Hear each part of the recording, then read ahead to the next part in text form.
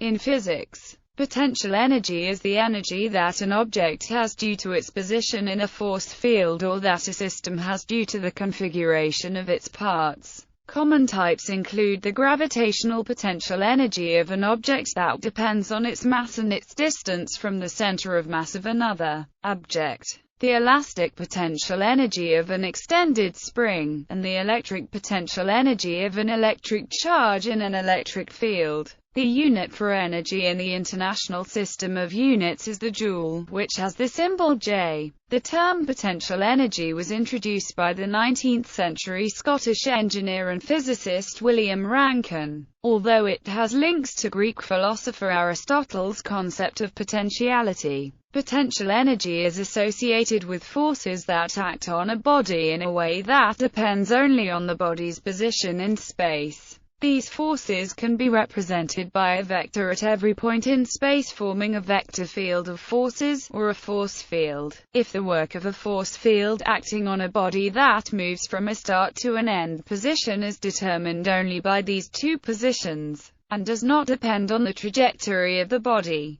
then there is a function known as potential energy that can be evaluated at the two positions to determine this work. Furthermore, the force field is determined by this potential energy and is described as derivable from a potential. Overview. Potential energy is the stored energy of an object. It is the energy by virtue of an object's position relative to other objects. Potential energy is often associated with restoring forces such as a spring or the force of gravity. The action of stretching the spring or lifting the mass is performed by an external force that works against the force field of the potential. This work is stored in the force field, which is said to be stored as potential energy. If the external force is removed, the force field acts on the body to perform the work as it moves the body back to the initial position, reducing the stretch of the spring or causing a body to fall. The more formal definition is that potential energy is the energy difference between the energy of an object in a given position and its energy at a reference position.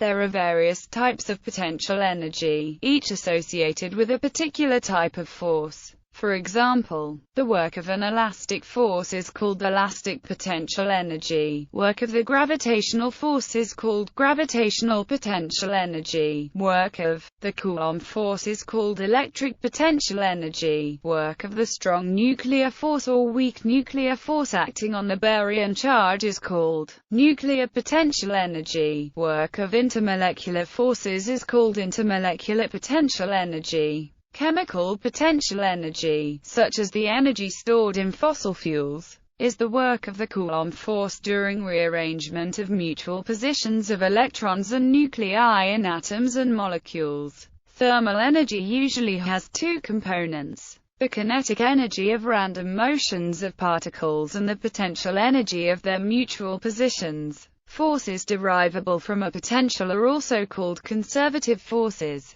The work done by a conservative force is where is the change in the potential energy associated with the force. The negative sign provides the convention that work done against a force field increases potential energy, while work done by the force field decreases potential energy. Common notations for potential energy are U, V, and EP. Work and potential energy. Potential energy is closely linked with forces. If the work done by a force on a body that moves from A to B does not depend on the path between these points, then the work of this force measured from A assigns a scalar value to every other point in space and defines a scalar potential field. In this case, the force can be defined as the negative of the vector gradient of the potential field. If the work for an applied force is independent of the path, then the work done by the force is evaluated at the start and end of the trajectory of the point of application. This means that there is a function u, called if potential, that can be evaluated at the 2 points xa and xb to obtain the work over any trajectory between these 2 points. It is tradition to define this function with a negative sign so that positive work is a reduction in the potential. That is where c is the trajectory taken from A to B. Because the work done is independent of the path taken, then this expression is true for any trajectory, c, from A to B. The function u is called the potential energy associated with the applied force. Examples of forces that have potential energies are gravity and spring forces. Derivable from a potential. In this section, the relationship between work and potential energy is presented in more detail. The line integral that defines work along curve C takes a special form if the force F is related to a scalar field phi, so that in this case,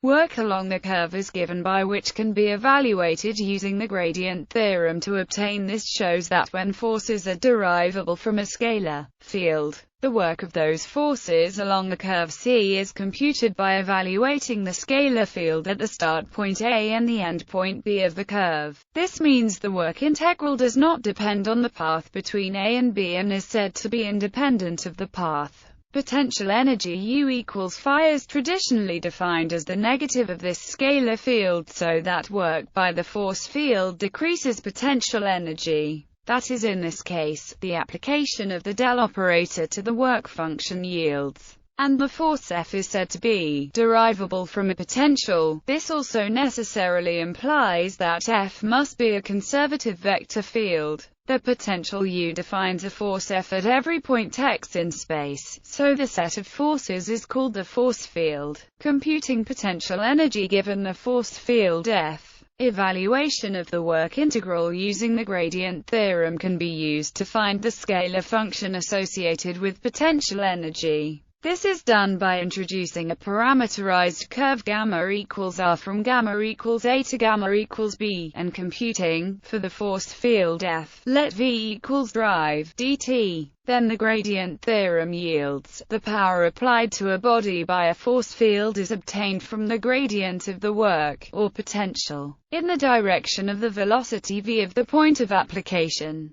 That is, examples of work that can be computed from potential functions are gravity and spring forces. Potential energy for near-Earth gravity. The following function is called the potential energy of a near-Earth gravity field. In classical physics, gravity exerts a constant downward force F equals on the center of mass of a body moving near the surface of the Earth. The work of gravity on a body moving along a trajectory r equals y, z, such as the track of a roller coaster, is calculated using its velocity, v equals, to obtain where the integral of the vertical component of velocity is the vertical distance. Notice that the work of gravity depends only on the vertical movement of the curve r. Potential energy for a linear spring. A horizontal spring exerts a force F equals that is proportional to its deflection in the x direction. The work of this spring on a body moving along the space curve S equals y, z, is calculated using its velocity, v equals, to obtain for convenience. Consider contact with the spring occurs at t equals 0, then the integral of the product of the distance x and the x velocity, xvx, is by 2/2. The function is called the potential energy of a linear spring. Elastic potential energy is the potential energy of an elastic object that is deformed under tension or compression. It arises as a consequence of a force that tries to restore the object to its original shape, which is most often the electromagnetic force between the atoms and molecules that constitute the object. If the stretch is released, the energy is transformed into kinetic energy. Potential energy for gravitational forces between two bodies. The gravitational potential function, also known as gravitational potential energy, is. The negative sign follows the convention that work is gained from a loss of potential energy. Derivation. Gravitational potential energy between two bodies in space is obtained from the force exerted by a mass m on another mass m is given by, where r is the position vector from the object with mass m to the object with mass m, and g is the gravitational constant. This can also be expressed as where is a vector of length 1 pointing from m to m. Let the mass m move at the velocity v, then the work of gravity on this mass as it moves from position r to r is given by. Notice that the position and velocity of the mass m are given by where r and a are the radial and tangential unit vectors directed relative to the vector from m to m. Use this to simplify the formula for work of gravity too. This calculation uses the fact that potential energy for electrostatic forces between two bodies. The electrostatic force exerted by a charge q on another charge q is given by where r is the position vector from q to q and epsilon 0 is the vacuum permittivity. This may also be written using Coulomb's constant Ke equals 1/4 pi epsilon 0. The work W required to move Q from A to any point B in the electrostatic force field is given by the potential function reference level. The potential energy as a function of the state a system is in, and is defined relative to that for a particular state. This reference state is not always a real state, it may also be a limit, such as with the distances between all bodies tending to infinity, provided that the energy involved in tending to that limit is finite, such as in the case of inverse square law forces. Any arbitrary reference state could be used, therefore it can be chosen, based on convenience. Typically, the potential energy of a system depends on the relative positions of its components only, so the reference state can also be expressed in terms of relative positions. Gravitational potential energy. Gravitational energy is the potential energy associated with gravitational force, as work is required to elevate objects against Earth's gravity. The potential energy due to elevated positions is called gravitational potential energy, and is evidenced by water in an elevated reservoir or kept behind a dam. If an object falls from one point to another point inside a gravitational field, the force of gravity will do positive work on the object, and the gravitational potential energy will decrease by the same amount. Consider a book placed on top of a table. As the book is raised from the floor to the table, some external force works against the gravitational force. If the book falls back to the floor, the falling energy the book receives is provided by the gravitational force. Thus, if the book falls off the table, this potential energy goes to accelerate the mass of the book and is converted into kinetic energy. When the book hits the floor, this kinetic energy is converted into heat, deformation and sound by the impact. The factors that affect an object's gravitational potential energy are its height relative to some reference point, its mass, and the strength of the gravitational field it is in. Thus, a book lying on a table has less gravitational potential energy than the same book on top of a taller cupboard, and less gravitational potential energy than a heavier book lying on the same table. An object at a certain height above the Moon's surface has less gravitational potential energy than at the same height above the Earth's surface, because the Moon's gravity is weaker. Note that height, in the common sense of the term, cannot be used for gravitational potential energy calculations when gravity is not assumed to be a constant. The following sections provide more detail. Local approximation. The strength of a gravitational field varies with location. However, when the change of distance is small in relation to the distances from the center of the source of the gravitational field, this variation in field strength is negligible, and we can assume that the force of gravity on a particular object is constant. Near the surface of the Earth, for example, we assume that the acceleration due to gravity is a constant g equals 9.8 meters per square second. In this case, a simple expression for gravitational potential energy can be derived using the W equals Fd equation for work, and the equation: the amount of gravitational potential energy possessed by an elevated object is equal to the work done against gravity in lifting it. The work done equals the force required to move it upward multiplied with the vertical distance it is moved. The upward force required while moving at a constant velocity is equal to the weight, mg, of an object. So the work done in lifting it through a height h is the product mgh. Thus, when accounting only for mass, gravity, and altitude, the equation is where U is the potential energy of the object relative to its being on the Earth's surface, m is the mass of the object, g is the acceleration due to gravity, and h is the altitude of the object. If m is expressed in kilograms, g in meter per square second and h in meters, then U will be calculated in joules.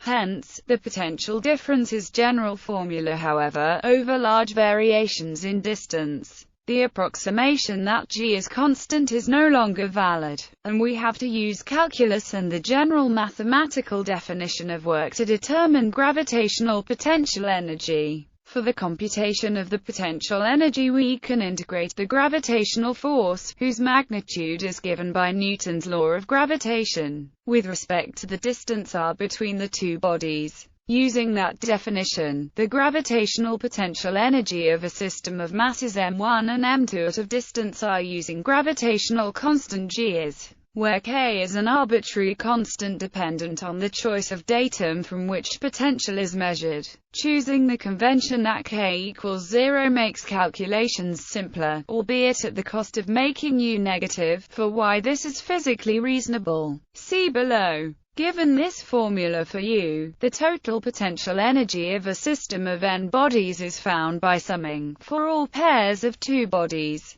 the potential energy of the system of those two bodies. Considering the system of bodies as the combined set of small particles the bodies consist of, and applying the previous on the particle level, we get the negative gravitational binding energy. This potential energy is more strongly negative than the total potential energy of the system of bodies as such, since it also includes the negative gravitational binding energy of each body. The potential energy of the system of bodies as such is the negative of the energy needed to separate the bodies from each other to infinity, while the gravitational binding energy is the energy needed to separate all particles from each other to infinity. Therefore, why choose a convention where gravitational energy is negative? As with all potential energies, only differences in gravitational potential energy matter for most physical purposes, and the choice of 0 point is arbitrary. Given that there is no reasonable criterion for preferring one particular finite r over another, there seem to be only two reasonable choices for the distance at which U becomes 0, and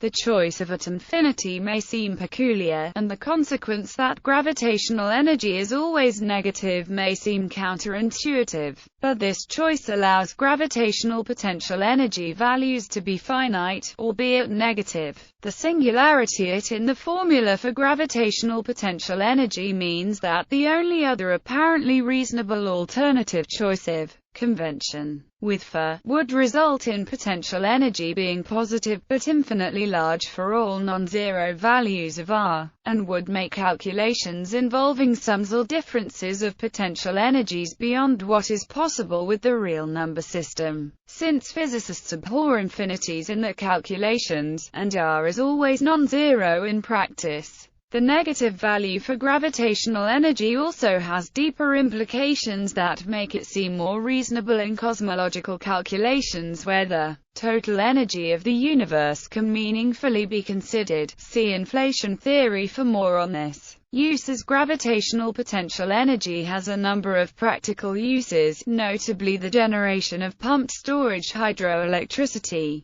For example, in Dinnerweg, Wales, there are two lakes, one at a higher elevation than the other. At times when surplus electricity is not required, water is pumped up to the higher lake, thus converting the electrical energy to gravitational potential energy. At times of peak demand for electricity, the water flows back down through electrical generator turbines, converting the potential energy into kinetic energy and then back into electricity. The process is not completely efficient, and some of the original energy from the surplus electricity is in fact lost to friction. Gravitational potential energy is also used to power clocks in which falling weights operate the mechanism. It's also used by counterweights for lifting up an elevator, crane, or sash window. Roller coasters are an entertaining way to utilize potential energy. Chains are used to move a car up an incline, to then have that energy converted into kinetic energy as it falls. Another practical use is utilizing gravitational potential energy to descend downhill in transportation, such as the descent of an automobile, truck, railroad, train, bicycle, airplane, or fluid in a pipeline. In some cases, the kinetic energy obtained from potential energy of descent may be used to start ascending the next grade, such as what happens when a road is undulating and has frequent dips. The commercialization of stored energy that is then converted to electrical energy when needed by an electrical grid is being undertaken in the United States in a system called Advanced Rail Energy Storage. Further information: gravitational potential energy storage. Chemical potential energy. Chemical potential energy is a form of potential energy related to the structural arrangement of atoms or molecules. This arrangement may be the result of chemical bonds within a molecule or otherwise. Chemical energy of a chemical substance can be transformed to other forms of energy by a chemical reaction. As an example, when a fuel is burned, the chemical energy is converted to heat. Same is the case with digestion of food metabolized in a biological organism. Green plants transform solar energy to chemical energy through the process known as photosynthesis. And electrical energy can be converted to chemical energy through electrochemical reactions. The similar term chemical potential is used to indicate the potential of a substance to undergo a change of configuration, be it in the form of a chemical reaction, spatial transport, particle exchange with a reservoir, etc.